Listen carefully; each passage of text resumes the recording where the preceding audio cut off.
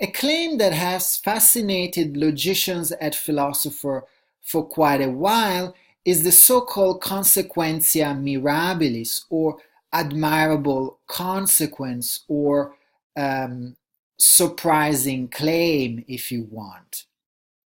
Here is an example of this claim. Consider the proposition I exist. Now, let's assume for the sake of argument that I do not exist. So we are assuming the negation of this statement.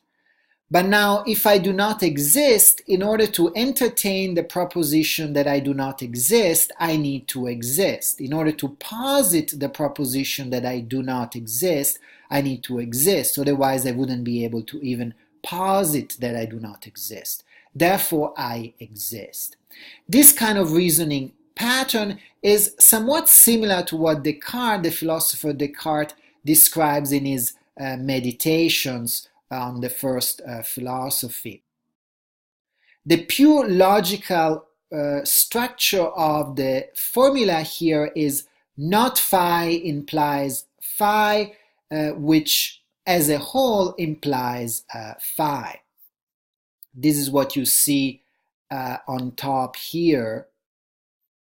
So this type of formula is known as Consequentia Mirabilis, because you're here taking a proposition phi, you are negating it, and you're getting the proposition phi back, and therefore you can assert phi from it. We can actually write derivations of this formula, not phi implies phi. We start with two assumptions. The assumption not phi implies phi, we put it between square brackets and label it 1.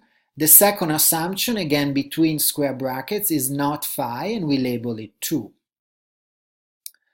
From these two assumptions, by a simple application of implication elimination, we can derive the formula phi. This is just modus ponens.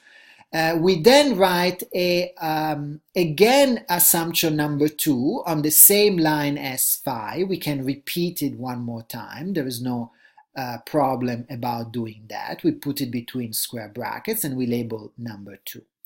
Then from these two formulas we can derive a contradiction by a simple application of implication elimination.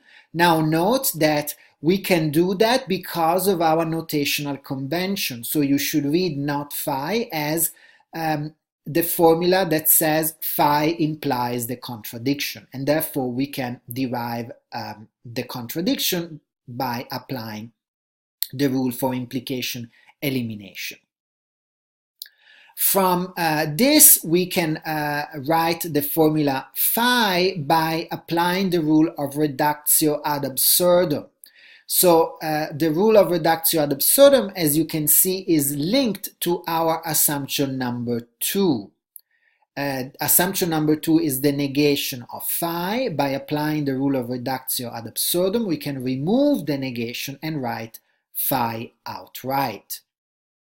Then finally, our last line of the derivation, this is an application of the rule of implication introduction.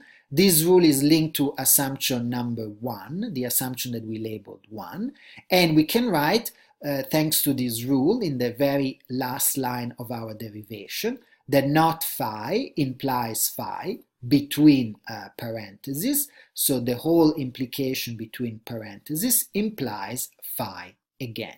This is a derivation of Consequentia Mirabilis.